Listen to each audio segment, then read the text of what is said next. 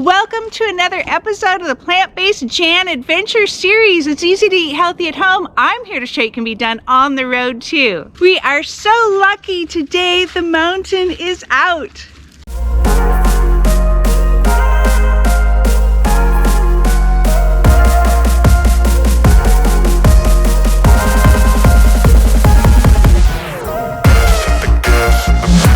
We are in Mount Rainier National Park for a couple days. I'm showing you some of my favorite places.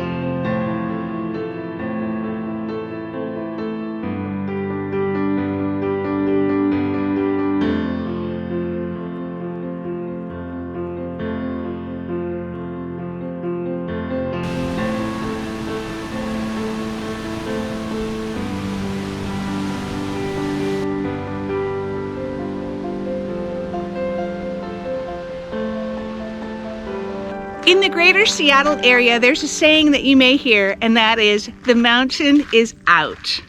And that's because in rainy, cloudy, western Washington, the mountain isn't that visible a lot of the days. It's funny, there was a Microsoft programmer or researcher that actually put it to the test. In 2012, he set up a camera watching every day, the same place, the same time, 3 o'clock, and he factored that Mount Rainier showed its grand profile 83 days out of 365. So we are lucky these couple days as I show you some of my favorite places. Where in the world is Mount Rainier and this national park? It's in the United States on the west coast state of Washington. It's in western Washington, about 90 miles south of downtown Seattle. SeaTac International Airport is about 80 miles away from the west entrance. There are 4 entrances. Today, we're gonna hit the most popular entrance, which is the southwest entrance called Nisqually. That's the closest to Seattle, and that is the entrance that's open year-round.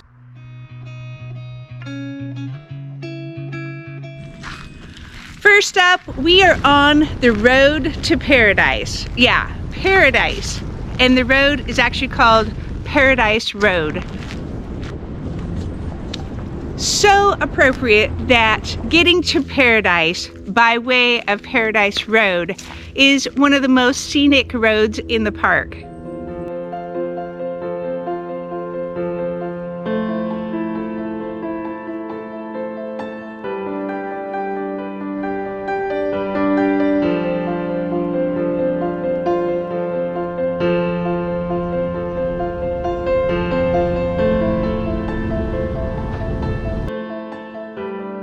Along the way, about 12 miles past the southwest Nisqually entrance that we just went through is the historic Longmire area. There's the Longmire Museum, and there you'll find a massive slice of an old growth tree, and the tree rings are coated with the historic major events as year markers like Lewis and Clark, the Declaration of Independence. It's such an amazing must-visit exhibit. It combines the nature and history of the park and our country. There's also the national park in there that provides lodging, and there's other historic buildings and trails to check out. This area was named after James Longmire, a local explorer who turned the natural mineral springs into a destination, Longmire's Medical Springs. He was here in 1883 before the national park was established in 1899. That was good for business, of course. And don't miss the historic Nisqually Suspension Bridge. It's one of the oldest in the national park system. Since this is a highly abbreviated tour of the park with my favorite places, the next stop we'll do is Narada Falls. It's the largest waterfall accessible by car in the park. There are a couple of viewpoints. The best is really down the trail, which is short but steep. From the bottom of the falls, you can see the whole 168-foot drop. And you notice that this is a fairly wide falls because the Paradise River flows over a really wide rock face at the top. And right now in July, it's running at very high volume. The mist is so intense, you and your camera, as you can see, are going to get wet. Falls are so powerful that it's almost like a wind is coming off them, and I'm just pretty much getting soaked here. It's so worth it. The waterfalls are all over the place. Some are right off the road, some you can hike to. Paradise River right here, you can see that just right under the bridge is some incredible characteristics. I love how waterfalls, they're all like art forms. And this one, I just noticed that it's like the shape of a heart as the water falls into the shape of that heart. And then there's, of course, a rainbow from the mist, and we have our sun out today. You'll notice that there's two types of water, bodies of water, pools, rivers. Some are just aquamarine, crystal clear, and some are kind of cloudy and milky colored. The difference is that the really crystal clear water is from snowpack, from snowmelt, which is really clean. The milky, cloudy colored waters are from glaciers melting, which tend to have a lot of sediment and sand and just take on more of a muddy type color. So those are the differences when you're looking at all the bodies of water around Mount Rainier National Park. And now we are continuing our way to Paradise, Washington. I love saying Paradise. We're going to Paradise. The Paradise area is actually one of the most popular places in the park. It has a historic ranger station. That's where the main visitor center is. And there's also Paradise Lodge.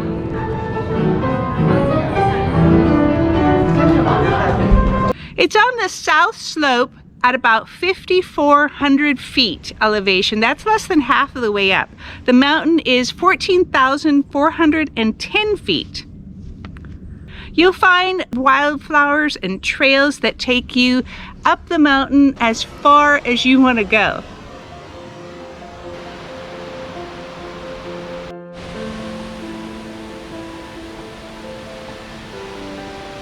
Here's the snowmelt up by Paradise. Keep in mind, as you look at these waterfalls and these snowfields and creeks, this is July 22nd.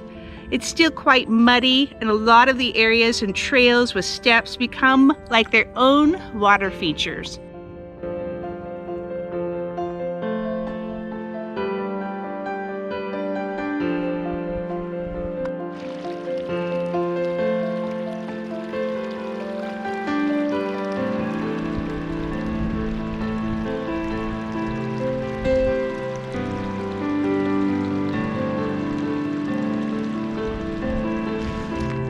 As I pan the camera around, you can see that the clouds have drifted in. We're so lucky in Seattle and Western Washington because a pretty short distance away is this national park, and you get this whole mountain, a true mountain experience, a mountain that's over 14,000 feet. And you can come up here when it's hot down in the metro area. You have this whole mountain experience. It's sunny up here, but you know, when you look around these snow fields and all of the, just this mountain scenery, and you realize that it's really hot down in the city. It can be in the 80s, 90s. Such a contrast up here. It's pretty incredible. Paradise Inn is one of the oldest inns in the national park system. For much of the year, it's buried in snow. There's many feet of snow outside, but it stays warm and cozy with this massive fireplace. There's stacks of wood outside. There's music, beautiful piano music inside. And as a warm and cozy, even though it's a huge lodge, look up because you will see some of these historic lampshades. They're all individually painted, individual works of art as part of the whole ambiance of this lodge.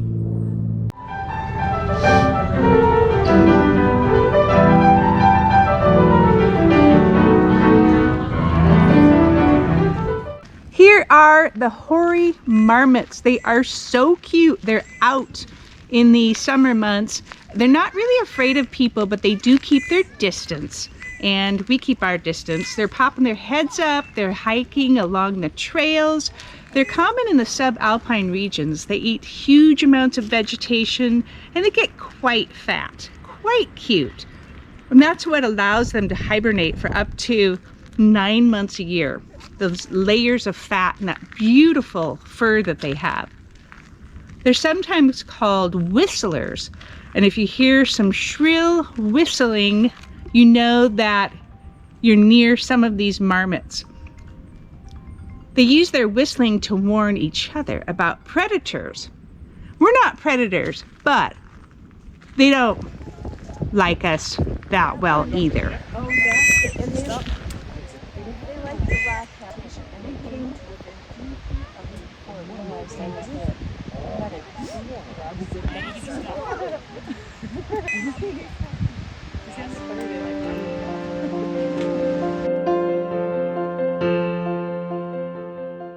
Part of what makes this mountain famous, the wildflowers. There are meadows full. They dot the trails. They just make everything so beautiful. Some of the gift shops, a couple of the gift shops have books on the specific wildflower varieties, part of the whole Mount Rainier experience.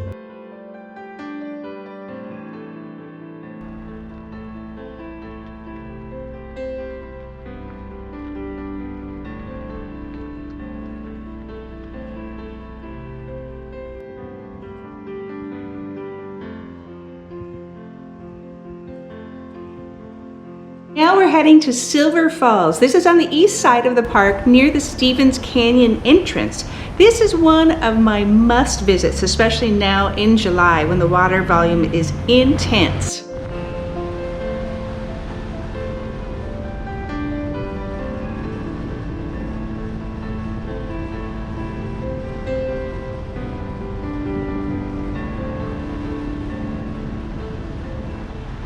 Silver Falls is one of those destinations in the park that doesn't seem to be real well marked. There's really not any signs for it.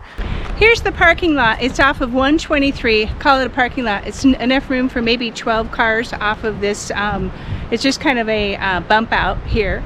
And there aren't any really well-defined signs that say Silver Falls, so it's kind of easy to miss. The trailhead starts right about the middle of this bump out. Sending down the trail for Silver Falls. This is off of Highway 123 and it's very, very close to the Stevens Canyon entrance. This trail actually goes down about 300 feet and you can see it's pretty steep. There's another trail that starts at that popular campground. You can see there's some old growth forest in here, some big trees.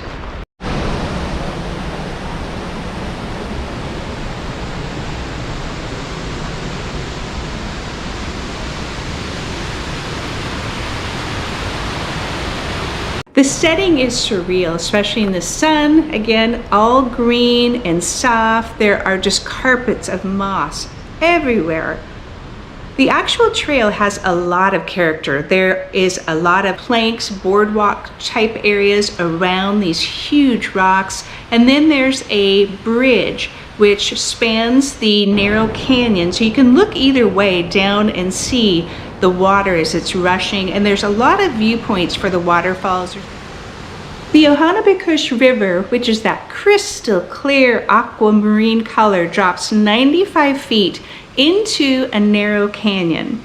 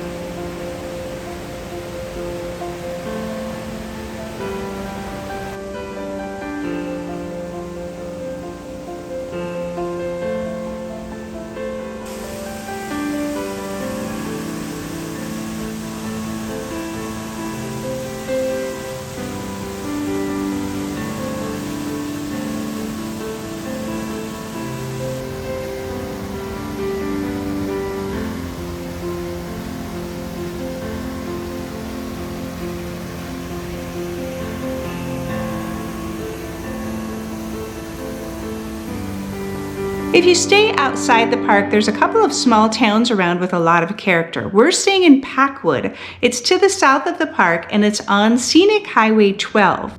It's a cool small town destination, even without the park. Its economy is forest products and of course the seasonal tourist for Mount Rainier. The expanded White Path ski area helps their tourism in the winter months as well. It's the kind of place where a city park is the old growth trees and some tires buried in the dirt, and a little local brewery through the trees.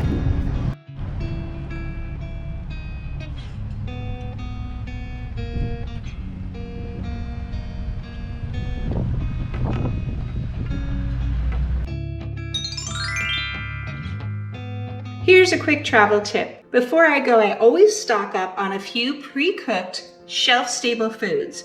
Have some fun with it. Check out your grocery stores, Costco, Trader Joe's, because there are so many new options. And then I always add a couple of what I call extras in the cooler. Things that have a lot of flavor. In this case, I've got a vegan cheese, some Kalamata olives, things that you may not be able to get and probably won't be able to get out on the road. So in this example, this is a simple yet flavorful Greek salad. So you can carry a tomato, onions, a cucumber with you, and combine that with a vegan feta cheese and some pre-cooked shelf-stable rice or a salad kit, and you've got a great Greek salad. And don't forget, I always add like a small little cutting board, plastic cutting board, and a knife, and you are set. Great day to be sitting in the river. This is Paradise River. Why plant-based? I got into it for health. And the more I researched, the more I made the connection with our environment, then animal agriculture and welfare. You start learning so much. Like I tell people, I could never go back. Thanks so much for coming along. If you like this video, I would love it if you subscribed. I'm using this platform to get the message out in a positive way and go to some cool places. See you next time.